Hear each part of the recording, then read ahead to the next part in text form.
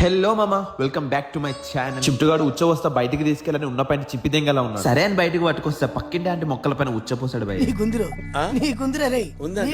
ఈ సంఘటన గానీ ఆంటీ చూస్తే నా నెత్తి పల్లెంగడం గ్యారంటీ మా. మెల్లగా సిచ్యువేషన్ నుండి ఎస్కేప్ అయ్యి నీట్ గా ఒక ఇడ్లీ వాయించి పడిదెంగినమో. ఇదే ఈ చల్లటి వర్షానికి ఎయిర్పోర్ట్స్ పెట్టుకొని ఆరో నరేష్ పాట్ ని హై వాల్యూమ్ లో వైభవకుండా పోతుంటే సడన్ గా ఎవడో వెనక నుంచి వచ్చి గుద్ది పడిదెంగిన మామ.